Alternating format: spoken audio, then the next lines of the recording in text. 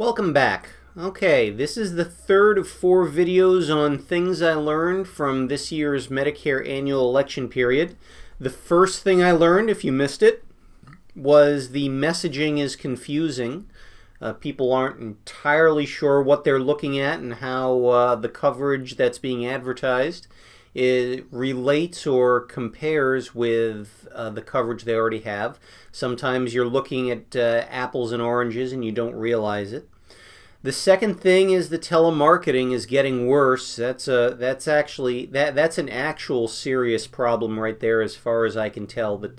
You should not be telemarketed at all for any Medicare product except a Medicare supplement, unless you live in Ohio, in which case you can't even be telemarketed for a Medicare supplement. The third thing I learned from this year's Medicare Annual Election Period: people are enrolling in the wrong things, or they're not completing their enrollment. Now, this kind of goes along a little bit with something that I've said a number of times, and that is, you don't need me anymore to enroll you.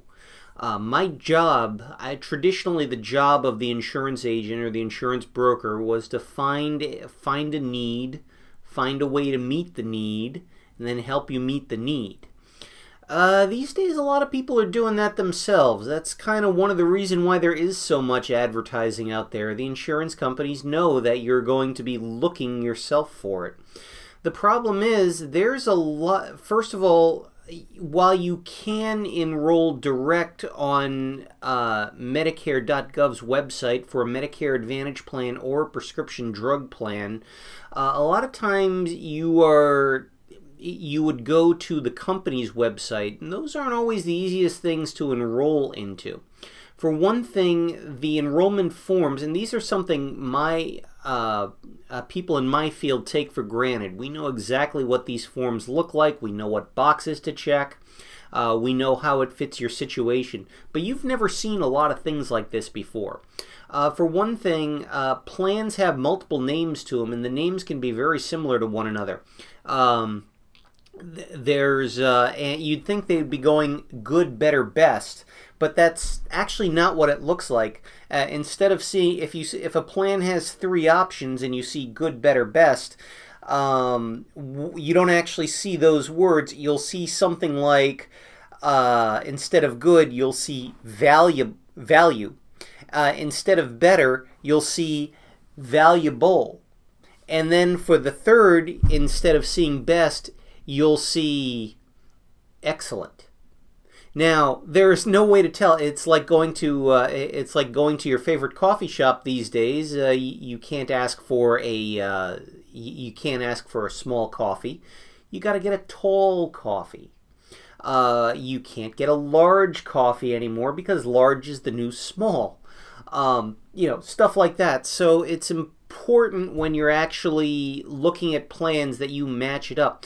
Some of the names of these plans, and I actually see this more on the prescription drug plan side than I do on the Medicare Advantage side, although it's there on the Advantage plan side too. But some of these plans, they stack word after word after word after word, and the good plan may only have 3 words. The fourth plan may have the better plan may have 4 words, and the best plan may have 5 words. In other words, they've got the same words as plan number 1, but plan number 3 has the words of plan number 1 and plan number 2 in it. For example, insurance company RX, but then insurance company RX value. And I'm not making this up except for the name because I'm not using the company, insurance plan RX value plus. Now, that's a lot. That's very hard to figure out. But that is one of the things that we've noticed this year, is that it's really hard to actually find the correct plan you're supposed to go into. Think of it as getting a can of beets from the supermarket. You're going in, first of all, why are you buying canned vegetables in the first place? But you go in, you buy a can of beets. And instead of getting the regular beets, you got the pickled beets, but you didn't realize it because they look pretty close to the same. Now, the only difference is change that to an insurance plan that is supposed to make sure that you don't pay thousands upon thousands of dollars for your life-saving medications. So it's very important that you pay close attention to what you're getting into. The other thing that I'm seeing with that is people aren't going through the entire enrollment process. Excuse me. Just about every insurance company that I'm aware of, and I don't know if there's any that don't do this, but so every insurance company, I think, once you enroll, they generate some sort of confirmation number for you. So if you haven't been given this confirmation number, you haven't finished the enrollment. And by now, if you haven't finished the enrollment, you haven't enrolled, because enrollment is done. So it's very important that you actually get these confirmation numbers. That's another thing, is that it's like pressing the button pressing the button that says, do you want to do this? You press OK. A little box comes up that says, are you sure you want to do this? Yes. And then another box comes up that says, are you sure that you're sure you want to do this? And if that sounds silly, I hate to say it, but that's kind of what these things look like. Now, the next thing, the other thing in terms of not enrolling or not completing the enrollment, is you generally have to pick a reason for getting into a plan. Usually the reason that you're picking that plan is because it's October 15th to December 7th. That is the Medicare Annual Election Period.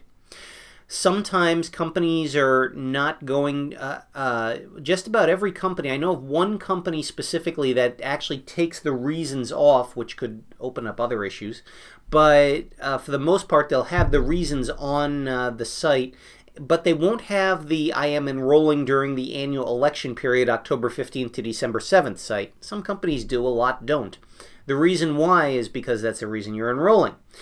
However, people don't notice that. They don't know that you see a series of check boxes and you can actually go through without checking any of these boxes, or they will check other.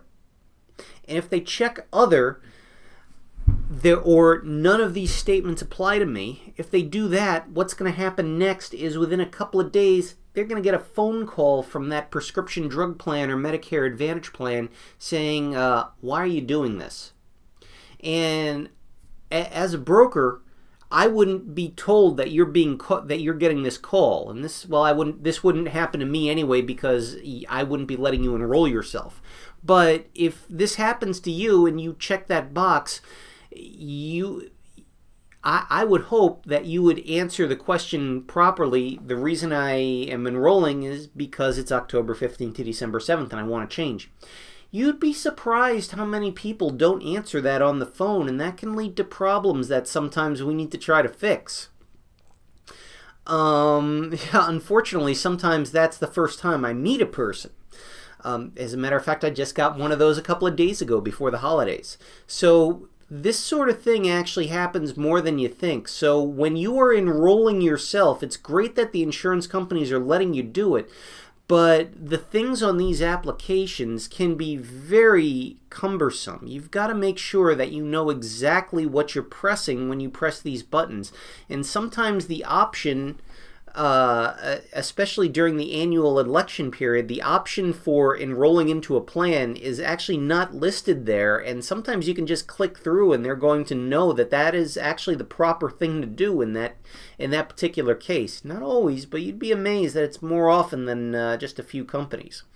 So that's the next thing that I learned, is that people aren't enrolling properly in the plans. They're being kicked out of the plans. Generally, a person kicked out of the enrollment of their plan doesn't mean that they lose a plan. Usually it just means that the plan that you had the prior year is going to carry over to the next year. So usually that doesn't necessarily mean you're okay, because generally a person is moving for very important reasons, like saving money, getting a drug covered, getting a pharmacy covered, getting a procedure covered at a lower cost, getting a doctor covered if it's a Medicare Advantage plan.